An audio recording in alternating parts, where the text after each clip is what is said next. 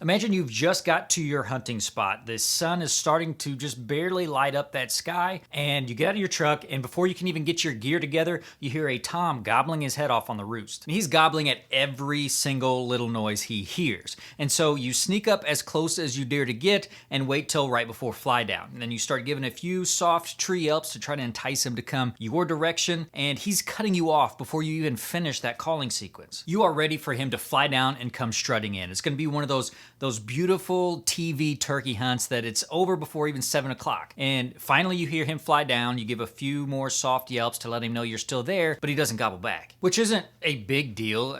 Turkeys gobble their heads off on the roost all the time, and then as soon as their feet hit the dirt, they go quiet. So you figure you'll just give a couple more yelps, remind him you're still there, and then you wait.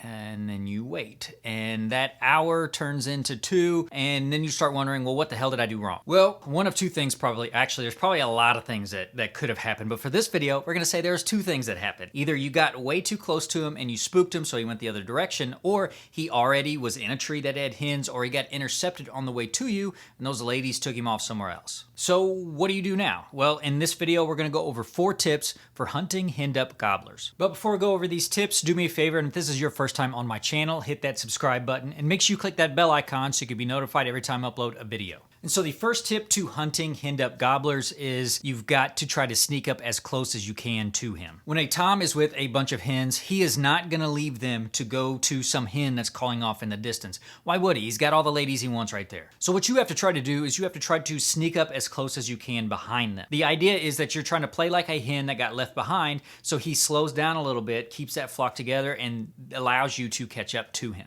Now this requires a lot of good woodsmanship because you have to be able to, 1, hide your movements, and 2, you have to be as silent as you can. If he's gobbling back at your calls but still moving away from you, just keep going. Keep calling a little bit here and there. Stay out of sight, stay silent, and eventually you will catch up to him. Also, if you're gonna be hunting public land, I would kind of avoid doing any kind of spot and stalk turkey hunts. I know people do it all the time and they get away with it, and if you're comfortable doing it, that's fine. However, I tend to recommend that if you're gonna hunt public land, you set up in a good spot and wait them out. This spot and stalk stuff, there's too many dumbasses out there with shotguns that are just dying to shoot something that looks and sounds like a turkey, even though people don't look like turkeys, but people still get shot all the time. So just be very careful out there on public land. And the second tip for hunting henned-up gobblers is to bust out a Jake decoy. The idea of a Jake decoy is to try and piss off that tom because some young guy is moving in on his territory trying to take his girls. Use a quarter or a half-strut Jake and a hen to aggressively get that tom's attention. The reason you use a Jake and not a tom decoy is because it's aggressive,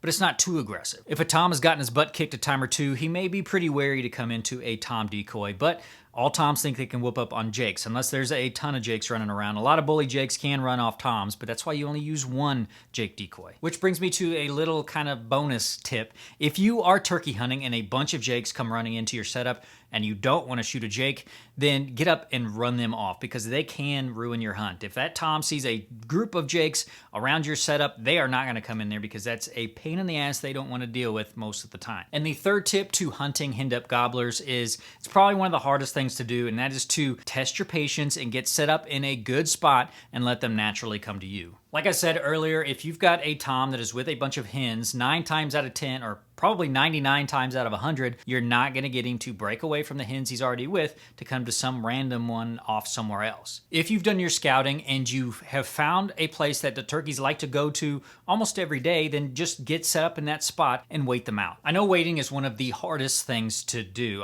We're all tempted to just get up and go get that tom we're after, but if sneaking up on a turkey is not something you're good at or even like doing, then getting set up in a high percentage spot is really your only chance. Get set up where there's some food like a clover food plot, the edge of a pasture, or an area that's got a lot of forbs and bugs for those turkeys to eat, and just sit there for the long haul. I just hope you have a comfortable seat. So that was 3 tips to hunting henned-up gobblers. If you've got any more tips you'd like to share or some stories about how you were able to tag a tom that was henned up, make sure you leave that down in the comments below. And if you like this video, chances are you're gonna like one of these videos over here, so give them a watch. Hit that like button if you like this video, share it if you found it helpful, and make sure that you are subscribed so you can stay informed.